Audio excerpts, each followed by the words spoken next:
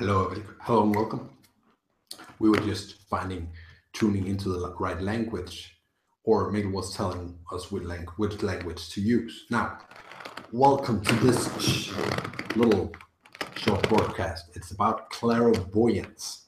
And as you probably know, clairvoyance is a quite normal phenomenon.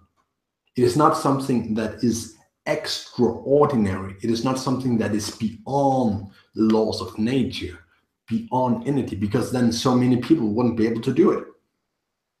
Now, you might say, well, I have never really seen proof that anyone can do clairvoyance, because that's actually a fair place to start, in the sense that there is something that goes beyond your normal way of thinking. You don't usually think, if you have a practical problem, your toaster doesn't work, you don't think, oh, I'm gonna tune into the solution to this problem. I'm gonna find out whether there's some intelligence that I can use, though you do that actually.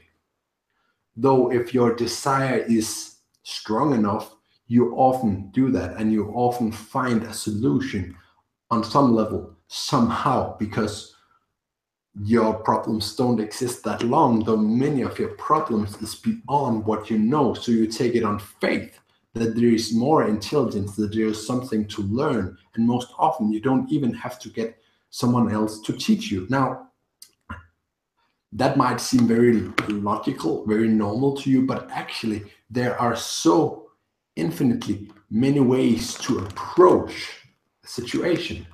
And if you just didn't look, there's so many ways that you would not make the toaster work in the way that you intended to work.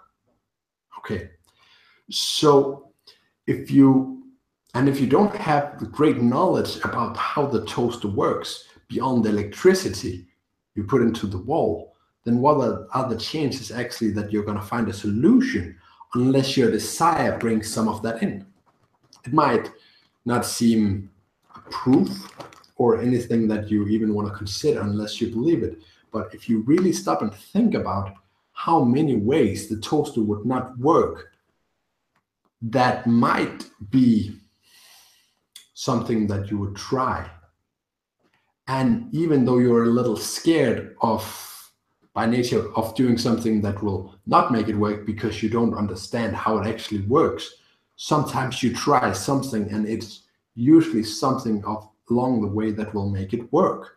What makes it sometimes not work is if you go beyond what you really believe you have abilities to, which means if you open the toaster and look at the small pieces inside, you often destroy more than you do, because you believe that you don't have the abilities to do that. And yet you believe that you can somehow make the toaster work by trying something with electricity, or by holding the thing that the electrical currents runs through. Mikkel doesn't have the word, right? And you sort of shake it or try some simple maneuvers that seem to have little effect, and yet most often you get your electrical things to work. So it would seem odd that you have such a rather big success rate, unless you sort of tuned into perhaps not knowledge, but just a simple way without understanding that you can allow yourself to actually do without opening up the toaster, that would, at least for a while, make the toaster work again. And so that's why you don't throw that many things out, because most electricity are not really built with the intention of working for as long as it does. So if you ask the electrical companies, some of them at least, they'll say that they actually work longer than they expected, if they were to really be objective and think how many things could go wrong. So you have a desire to make this work, and you have a belief and expectation that it will in most cases, and so it does. And some people do not have that expectation. Some people are afraid that they might fail in this area and are angry at the producers for making it so complicated, or making them feel stupid for having to deal with something that they don't understand, and they have many problems with many electrical things. And even when the expert does come out, often they can't help them either. And on the other case, many who have completely faith, completely believe that they will find the solution, does so without expertise advice in many cases, many more than the objective conclusion or chances should be. So if there was any kind of evidence, because these are things that are hard to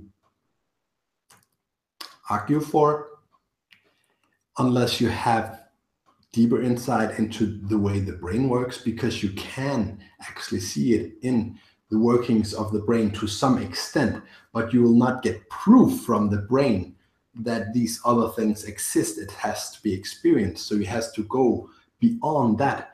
But there are some clues that might get you wondering, how come these things work? How come things work out so well so often? What's really going on here? And so we're just coming up with one way for you to approach it. And so if you don't believe this, you most likely wouldn't even be listening to this, or if you don't have a desire for this to make sense to you. So if you have a desire for this to make sense to you, most likely you still have beliefs that go up in opposition to this being logical, this being sensical to you. And so we are just trying to soften a little bit of that before going into the subject, so that it might be a more pleasant experience for you to talk about clairvoyance, talk about ghosts, entity, imprints, or dust creatures, as we like to call them, because they are truly just creatures of energy, of electromagnetic reality that sometimes go beyond what your physicists can detect and sometimes doesn't. But they are not consistent enough, they are not strong enough in a way that you have learned to see yet that you can prove their existence. And they will not be seen as something with consciousness, they'll just be seen as something else. And so obviously you cannot prove why everything works as it does, because that would require that you had a lab for everything in all situations. So the idea of proving everything is sort of stupid. Stupid is not the right word, but it's not too intelligent, it's not too smart. Instead, if you try to include your subjectivity, this might be an easier subject to approach. Now, let's talk about this. Let's talk about how Mabel wanted us to talk to you about how you can, as best as possible, use the ability or the knowledge, the functioning of a clairvoyant who is aware and can do this consciously and consistently when you need it. How can you best take advantage of such a skill? What questions to ask and what to go for. First of all, you want to use your own clairvoyance skills, so to speak, which you might just call intuition, which you might just call body language even, because body language so clearly reflects, as Mikkel realized the other day, this is Mikkel, that body language so clearly represents the energy that is being sent off around the body.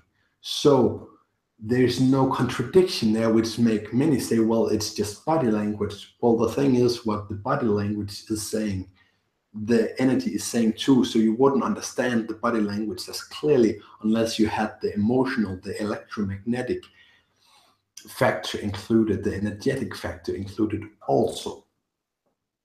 So you might say, well, how do I feel around these clairvoyants?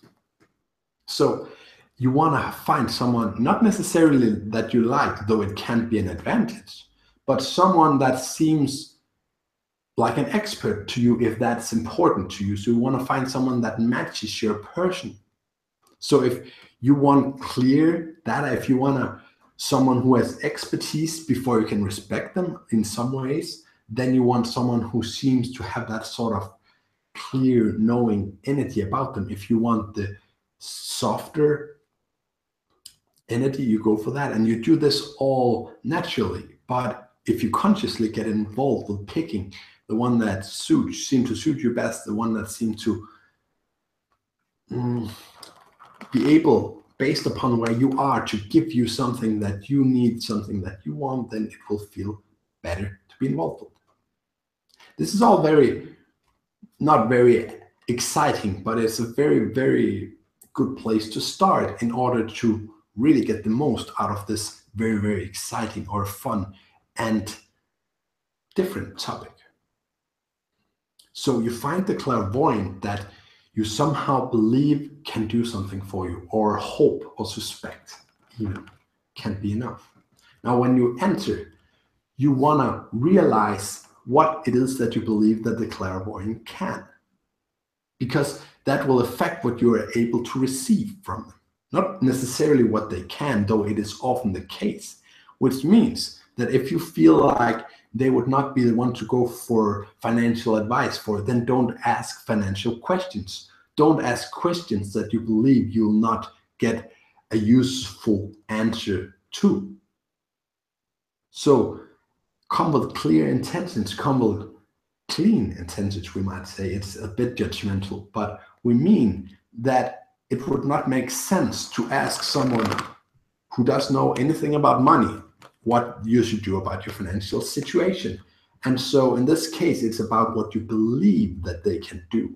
And as we said, often that matches what they actually are good at. So if you feel, well, they're good at supporting me emotionally, well, you might still ask about your concerns for money, but you will go for the feeling, the lightheartedness around thinking about your money, thinking about your financial situations. If you feel this is someone who can give me hard facts of what to do, of seeing this situation clearer, then ask these practical situations. When this person does such and so, or when girls, when boys does so and so, what does that mean? How can I best react to that? And you'll get clear, precise information. So if that's what you believe you can get, or hope you can get even, or even just sense that there might be an opportunity there, then let the clarity from the clairvoyant convince you that they can give you something useful. And so from that, you might begin to wander into other areas of their expertise also. If you feel like they are very good at one thing, you might think, well, maybe they can do more. Maybe I can get more than just practical advice for my company. Though that is very good, maybe they can give me emotional advice too. So just ask the question that you believe that they can answer. Get help to the problems you believe they can help you solve. But if you think they are good at one thing, there's issues about you all over where you could help with these issues. So if you think they're really good at sort of getting the feeling of more softness around a subject, I can feel better, I feel lighter when I've been with them, then why not go from that and say, well, you have some hard energy, some bad feeling, so to speak, in almost all areas of your life. So you can ask about that, but you don't ask for the practical solution necessarily, though you might get it, but you ask for the better feeling. And then from that place, you might be able to receive the practical advice also, but then go for what you really want to know. And you can say to the clairvoyant, I'm going more for this kind of answer. Is that okay with you? And often they'll say, yes, that's what I'm best at, because that's what you picked up. And so you might congratulate you with that little thing. If you make this little experiment, say, what do I think I can get from them? And then ask, are you good at doing this and this? And they might say, yeah, I'm very good at that. That's usually the response I get from clients. And you might get that as confirmation as to your own clairvoyant skills to some extent. So this is not about proof, but it's about making your own small successes and tests about your own skills, but also about how to best use it. Now, moving on from that, saying, how can you be more clairvoyant in your own life? Well, the thing is, being with clairvoyance, going to clairvoyance or listening to them makes it a more normal thing in your life. So the more you have experienced it and found some compatibility with the answers and found it a more natural thing, less resistance you'll have around the topic. So a good idea is to start going to some clairvoyance if you want to develop more clairvoyant skills, more intuitional skills for yourself that you can use to help others or yourself.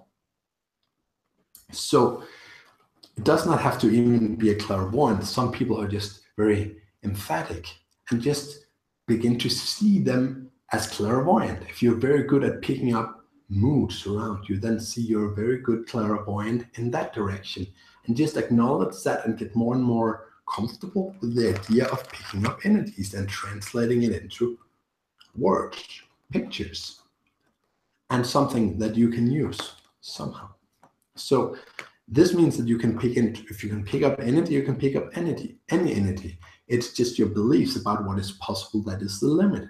So if you say, well, I would like to be able to contact past lives or alternate realities or clear information, well, find someone who does that. But if you don't believe that people can really do that, but you would really like to be able to do that, then start, what do I think they can do?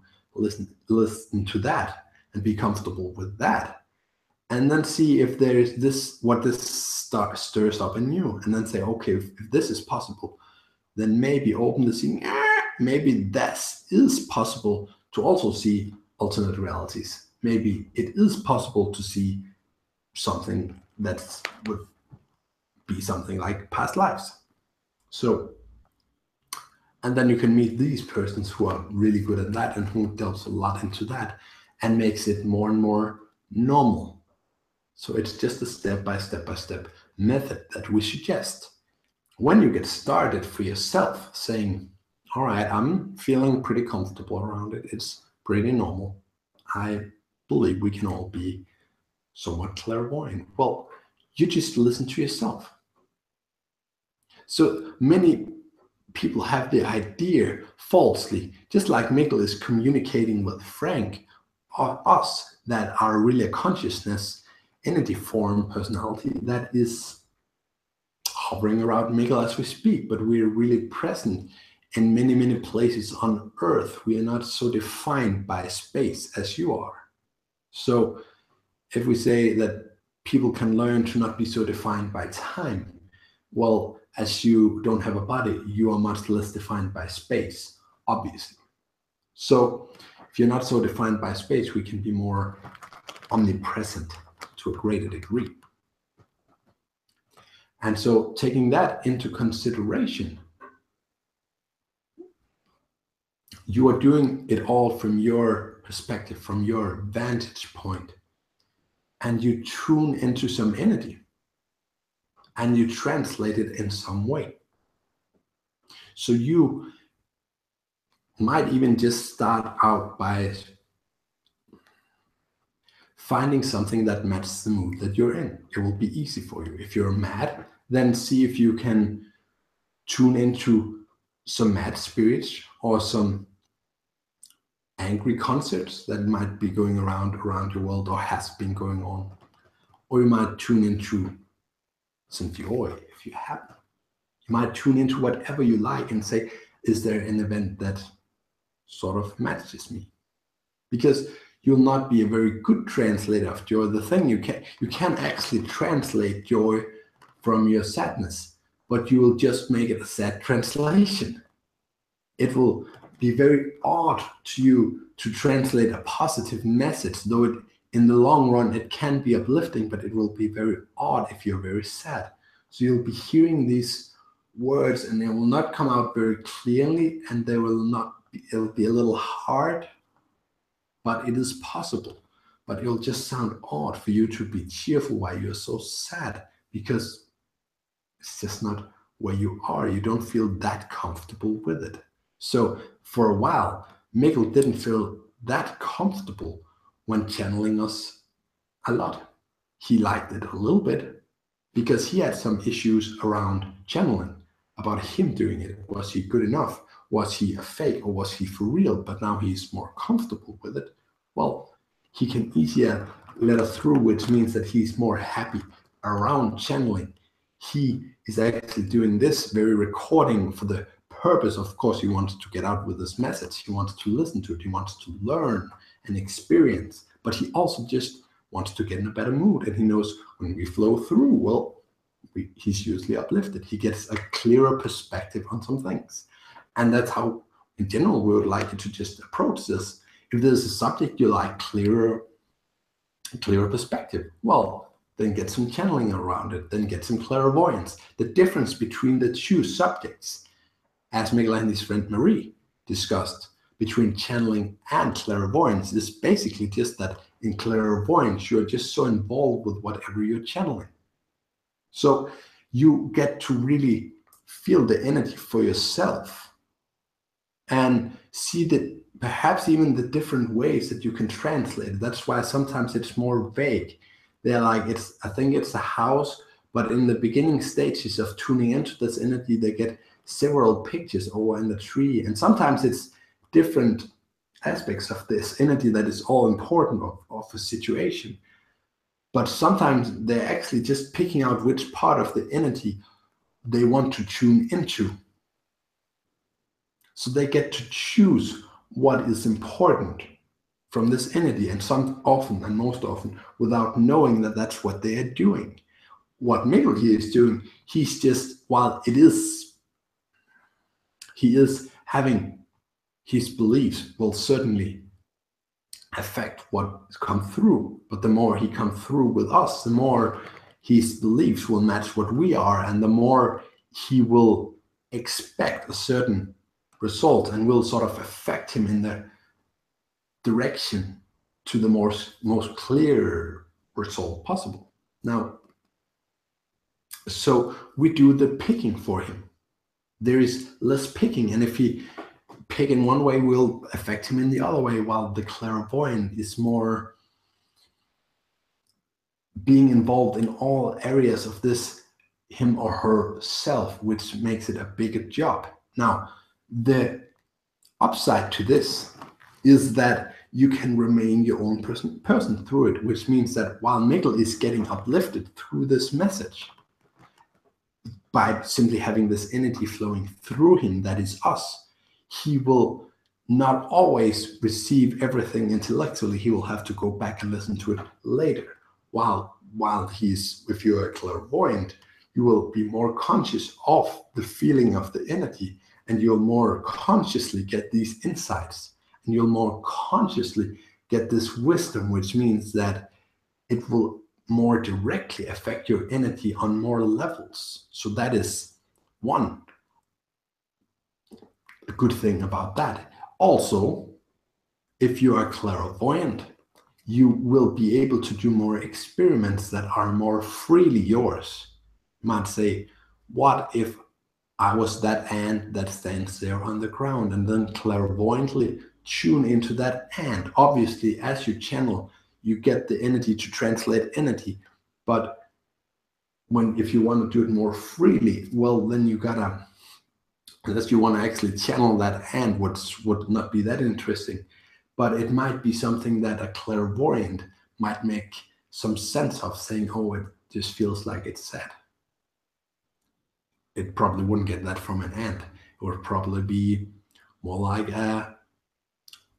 not struggling, but workflow, moving around, and actually a clearer perspective of the world from down there, which might make the life of humanity seem more positive, because they live such carefree lives, such free lives, that from their perspective is not that affected negatively from human life, even though they get stumped on all the time, even though they have to find less than natural optimal places to live.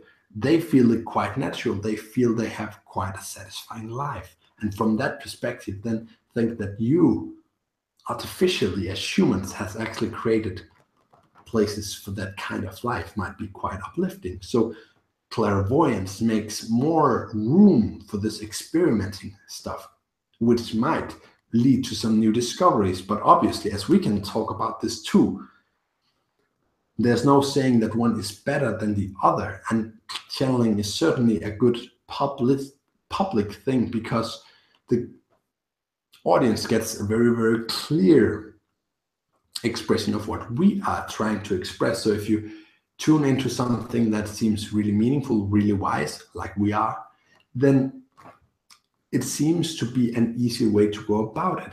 But in your own personal life, clairvoyance can be a much more powerful skill, in that it's easier to just stop up and use and get some insight and keep on getting some insight. What really most often doesn't really happen is that people give up too easy.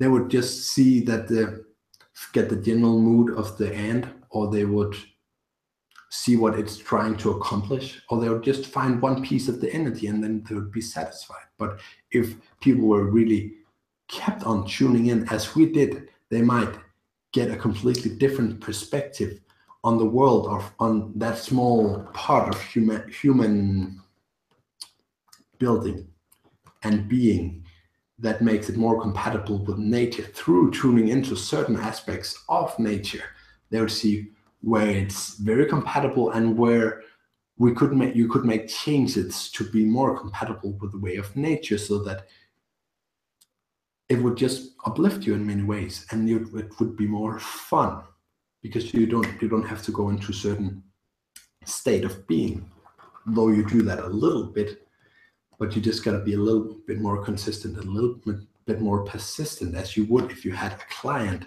So you tune so very deeply into them. But how often do clairvoyants do that with themselves? They don't, because they're more afraid of their own thoughts typically than what they see out in the world.